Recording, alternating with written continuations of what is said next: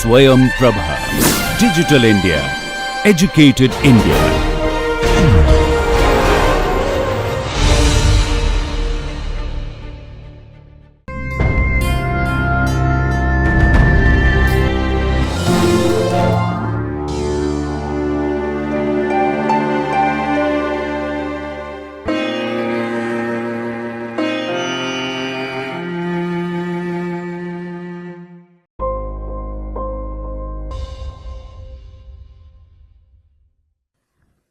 Welcome to the lecture on data visualization using ggplot. In this lecture, we are going to see how to generate a scatter plot using the package ggplot2. We will also see how to generate simple scatter plots, and we'll see how to change the color, shape and size of the points used in a scatter plot. In addition to this, we will also see how to introduce more variables in a scatter plot. So to generate scatter plots in this lecture, we are going to be taking a data that's called HR Analytics. Now the total size of this data is 14,999 by 10, which means there are 14,999 rows and 10 columns. The data file goes by the title peoplecharmcase.csv. Now let's look at the variable description. The variable satisfactory level is the score given by the employee to the employer. It's a continuous variable with the range between 0 to 1. The variable last evaluation is the last evaluation score given by the employer to the employee. This is again a continuous variable with the range 0 to 1. The number of projects basically tells us on how many projects has a particular employee worked on. Now this is an integer variable. The variable average monthly hours tells us the average hours spent by an employee in a particular month. Now this is a continuous variable and the units are hours. The variable time spent.company tells us how many years has a particular employee spent with the company. The variable work accident tells us whether a particular employee met with an accident while he or she was employed with the company. If they met with a work accident, this variable takes a value 1, otherwise 0. The variable left denotes if a particular employee is about to leave or has already left. Now if they've left, the variable takes a value 1, otherwise 0. Variable promotion in last 5 years tells us whether a particular employee was promoted in the last 5 years. 1 if they have been promoted, 0 otherwise. The variable department tells us the department to which a particular employee belongs to, and the variable salary tells us in which salary bar does a particular employee belong to. Now there are 3 categories to this. One is high, the other is medium, and the third category is low. So this was the variable description for this data. So now let's see how to read this data.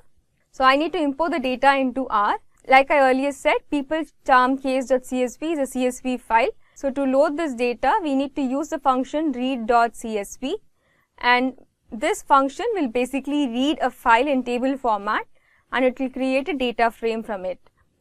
So I'm using the function read.csv. And within quotes, I am mentioning the name of the file, which is peoplecharmcase.csv, and I am saving the output that is generated by this function into a variable called HR. Now once you run the function, a data frame is created and saved onto the variable HR. So HR becomes the data frame and you will see that this gets reflected in the environment. So like I said, a data frame with the name HR is created. You can see that there are 14,999 observations. So you have 14,999 records and 10 columns. So below you can see that there's a small snippet of how the data frame looks like. So you have all the variables. I have given a snippet of only the first few rows, keeping the space constraint in mind, but you will actually see all the rows when you open this data frame. So you basically need to click on this data frame and you will see a small window pop up with a table that's same as what I've mentioned here. You will see more rows to that table, but I have given you only a gist of the first few rows. So let's now look at the structure of the data. So the structure of the data basically tells me what are the variables involved and what is their data type, and if they are categorical variable, then what are the number of categories which are given under that specific variable. So to find out the structure of the data, we are going to use the function str, and within parentheses I am just giving the name of the data frame. The name of my data frame is HR. Now once I execute this function, you will see the corresponding output that I've shown below. Now this basically tells us that HR is a data frame with 14,999 observations and 10 variables that are the number of rows and columns respectively. Also on the left, you'll see that all the variables have been mentioned, and in the next column you will see their data types mentioned. And what you see after that are the first few values in every given column. For the last two variables, that is department and salary, it says that it's a factor. Factor it actually means categorical variable, and with 10 levels. So W / denotes width and 10 levels and 3 levels respectively. So levels basically denote the number of categories inside each variable. So department basically is a categorical variable with 10 categories, whereas salary is a categorical variable with 3 categories. So this is what it means when you say levels. So you will also see the first few levels, which are accounting and HR under department, whereas the 3 levels in salary are high, low and medium. So one thing that you have to notice is that all levels are alphabetically ordered. The other thing that you need to notice is that some of the variables have been read as integers. So let's see which are the variables that have been read as integer. So there's only a defined number of projects in this data. So hence number of projects should actually be categorical. Here it's read as a qualitative integer because it's basically a category. So we have to change number of projects from integer to category. The next is time spent in the company. Again the same applies here. The number of integer values under this column is limited, and hence they have to be treated as categories. The variable work accident has a value 0 or 1, and hence it has been read as an integer. Again this has to be converted to a categorical variable. So similarly the variable left and promotion in last 5 years also take a value of 0 and 1, and hence they've been read as an integer, and we need to convert them to categories. So now let's see how to convert these variables into the required data type. So I'm now going to first convert number of projects to a factor. You have to remember that whenever I use the data type factor, it actually is used for categorical variable. Number of projects is an integer variable, so I'm converting it to a categorical variable using the function as.factor. So what I have to do is I just have to access the variable number of projects from HR. So to access the variable number of projects, you can use a dollar symbol. So whenever I say HR dollar number of projects, this is a way of accessing the variable from a given data frame HR. Now to convert it to a factor, I am going to use the function as.factor, and again I am going to give the same variable name inside the parenthesis. So this is how I convert integer variable to factor variable. So similarly, we are going to do the same step for the variable time spent company, work accident, left and promotion in last 5 years. So you can see that all these 5 variables have been converted to categorical variables using the function as.factor.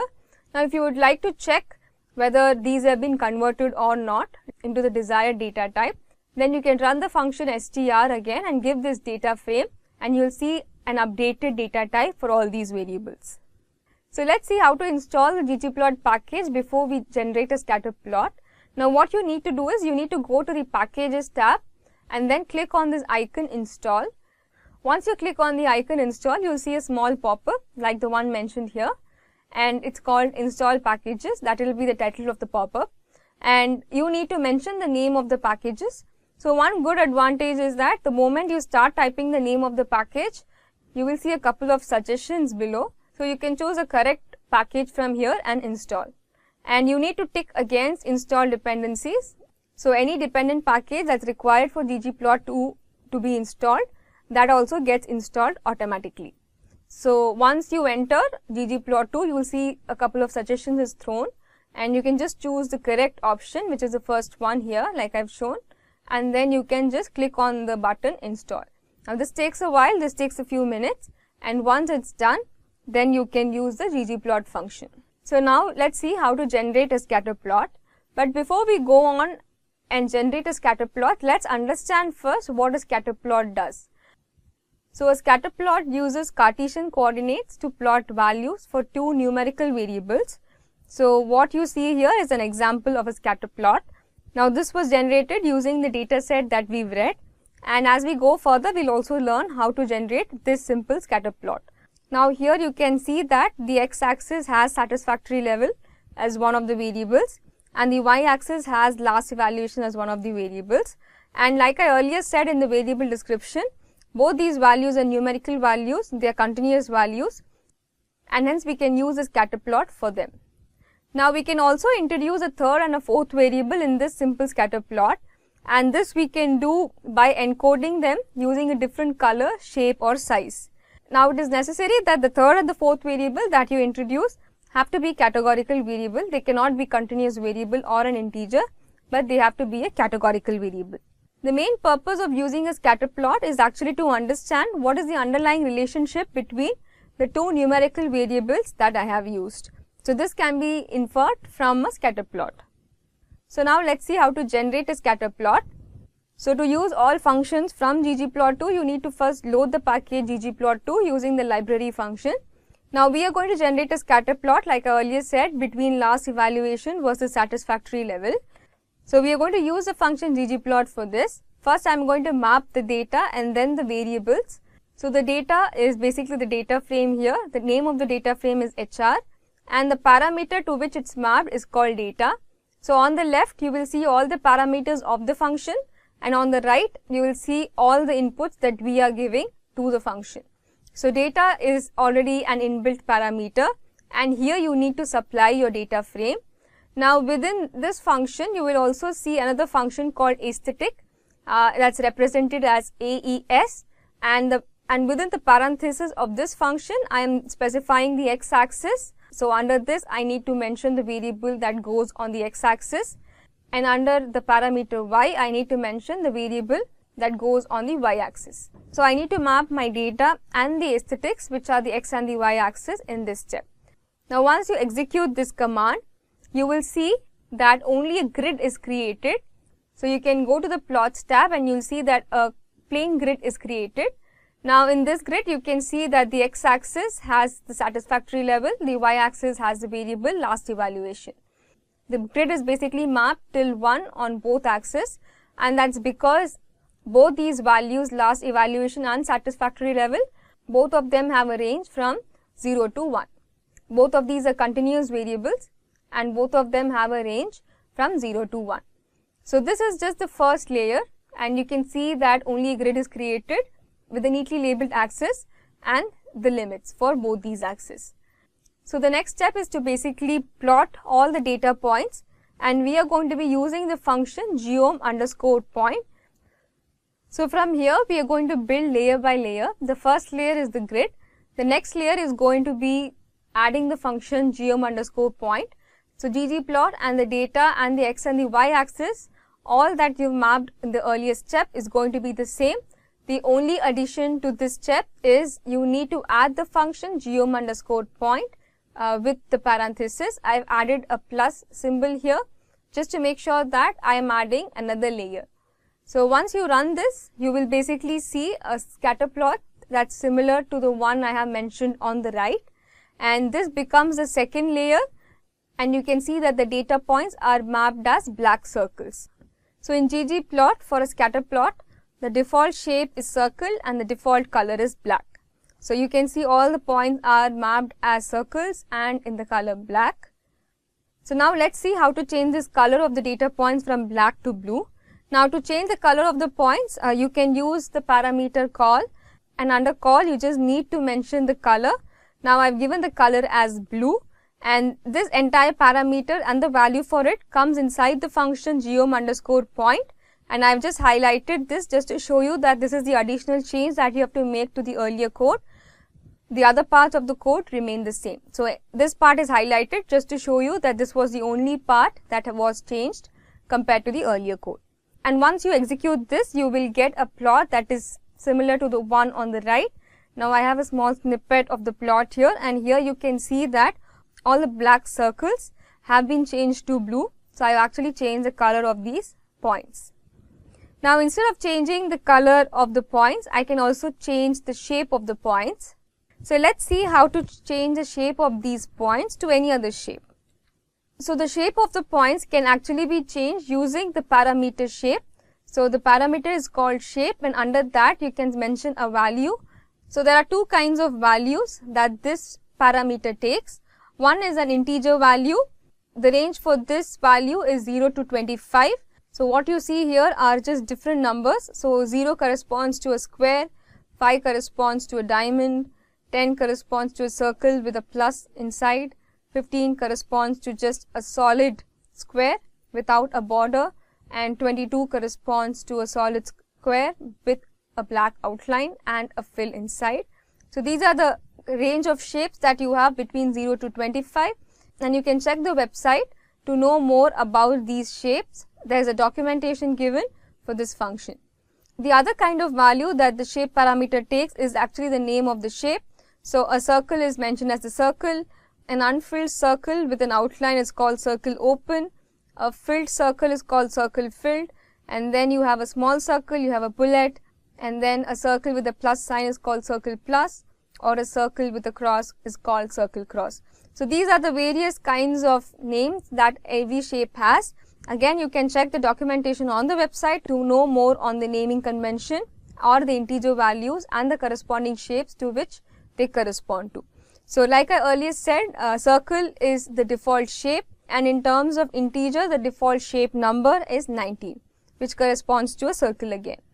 So now let's see how to incorporate a different shape to this function. So now let's see how to incorporate the shape parameter. The shape parameter again goes inside the function geom_point, right? In the earlier slide, we just saw how to change the color. Now I'm switching the color back to black here, and I'm just mentioning black within quotes under the color parameter. The next parameter that I'm giving is the shape parameter. Now the value that I'm giving it is 22. Now 22 corresponds to a filled square where you have an outline for the square and there's a color inside. So whenever you use such kinds of shapes, then you need to mandatorily give a fill color. Now the fill color that I'm giving here is red, and that goes under the parameter fill. So the value I'm supplying is red, and that is the color that goes inside the square. So if you don't mention the fill color, the default color is white, so you will have an open square. So now let's see what is the output that we get once you run this command. So this is the kind of plot that will get generated. You have satisfactory level on X, last evaluation on Y, and you will see that because of the kind of shape that we've used, you will see that the points, that is the circles which are the default pointers, are replaced by square here. So this is how the output for the previous command will look like. So a couple of points to note is that the size of the filled part, that is the color inside each of these shapes, for the shape numbers 21 to 24 is basically governed by the parameter size. Now for other shape values, this parameter basically determines the size of the shape. So let's see what is the effect of size for this shape. So I have highlighted the extra parameter that you need to supply within the geom_point function. Everything else remains the same as seen in the earlier slide. So you have the same ggplot function. After a plus notation, you need to add the geom_point function, within which the color is retained as black. Again here, the shape, I'm using the same shape, which is 22, which is a filled rectangle, and the fill color is red. Now the only additional parameter that I'm giving here is size, for which I'm giving the value as 2.5. So let's see what is the output for this and what kind of a plot do we get. Here you can see that the sizes of these squares are bigger, and that's because of the size parameter.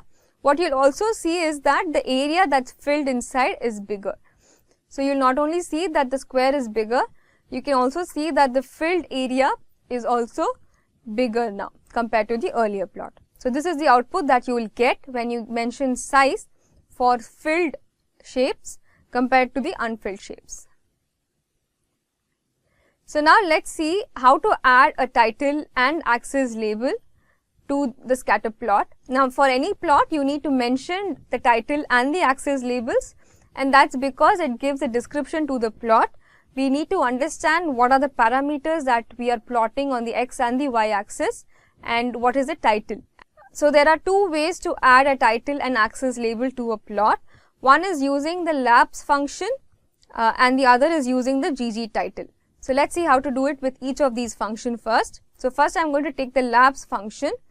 So I again need to add a plus notation here, and I'm going to add the function labs. So within labs there are 3 parameters that you can give. So one is the title, which is the title of the plot. So I'm calling the title for my plot as last evaluation score versus satisfactory level. The next parameter is x, which tells you what is the description that should go on the x-axis. Now this is satisfactory level on the x-axis, and the parameter y basically tells us what should go on the y-axis. So on the y-axis I have last evaluation score. So within the labs function you can mention the title, the x label and the y label. Now let's say if you want to try it with the GG title function. So what I'm going to do is I'm again going to add a plus notation here and use a function GG title. Now this function will only take the title of the plot. Now I'm again using the same title, which is last evaluation score versus satisfactory level, and you need to give this within quotes again, and I'm using a plus notation here. Now the x label and the y label is basically given by the function xlab and ylab, which corresponds to x label and y label respectively. So within the xlab function I'm giving the description for the x label, which is satisfactory level, and I add a plus notation again here, and then I'm adding the y label, which is represented by the function ylab, and within the parenthesis and quotes I am giving last evaluation score. So irrespective of whichever commands you use and whenever you run them, you will get the same output here. So you can see that you have your title of the plot on the top left, you have last evaluation score versus satisfactory level, that is y versus x. On the y-axis I have last evaluation score, and on the x-axis I have satisfactory level. So this is how you add a description, that is a title to your plot, and a label or a description to your x and y axis. So now let's see how to save this plot to a current working directory. Now to save this plot to our current working directory, I am going to use the function ggSave. So you can save all the layers right from ggplot to geom_point to mentioning the title and x and y labels. And you can save all these layers under a variable name. Now I am just calling that variable name as my plot, right? So once I just execute this, all the layers are saved under my plot. So we need to use the function ggSave to save this plot. Now the first input that you need to give is the name of the plot followed by the extension, and I am saving it as plot.png. You can check out the other extension that this function offers as well. The next parameter is plot. Now we need to know which plot are we going to save. So under plot I am just going to mention the plot that I want to save. I have called it my plot. Now width and height basically tell you what should be the width and the height of the plot while you are saving it. So once you export it as a plot, it fixes the width and the height and saves it correspondingly. And once you just run this command, you basically get your plot in your working directory. So now let's see how to introduce a third variable by color encoding them. Now here the points are color encoded using the variable left. So all the other layers are going to be the same. Only the highlighted layer is the part that will be changed. Now under geom_point function, I am going to use the function aesthetic represented by AES. Now instead of giving a color to the parameter call, so I am basically going to give a categorical variable to it. So based on the existing categories, it automatically assigns the color. So this is the output that you get. The shape of the points is again circle. The only difference is the color of the points, and that's because of the third variable, which is left. Now you can see that left basically has 2 levels, like I earlier said in the variable description. Now it has 0 and 1. 1 corresponds to people who have left and 0 corresponds to people who have stayed. People with high last evaluation score, but then they are unhappy with the company.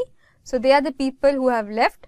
There's another chunk of people who have left. They basically have average satisfactory level about their company, and they also have average last evaluation score. So you can see that this is the other chunk which has left, and the third chunk that has left is on the extreme right. They are very happy about the company and they have a very high last evaluation score, but then they've still left. So this kind of visualization is very powerful because it can give you insights that you cannot otherwise get. So now let's see how to introduce a fourth variable by shape encoding them. Now this is in addition to the previous layer. So I am going to use the variable promotion in last 5 years. This is again categorical.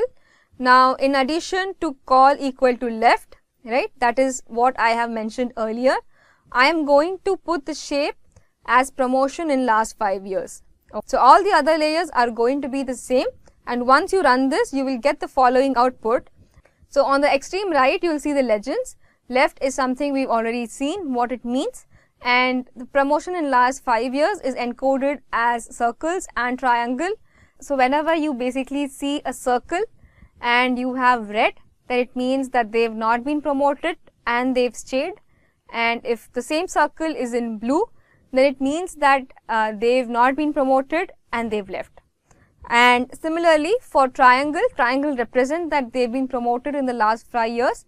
So a red triangle basically represents that they've been promoted and they've not left, and a blue triangle basically represents that they've been promoted and then they've left. So this is how you introduce a fourth variable. In the normal plotting tool that R provides, this is not possible. You can at most introduce only a third variable, that is in terms of color. So in this lecture we saw how to generate scatter plots, how to change the color, size and shape of the points that are used in the scatter plot. What we also saw was how to add title and axis labels to these plots, and we saw how to introduce additional variables, that is a third and a fourth variable in terms of color and shape, to an existing scatter plot. Thank you.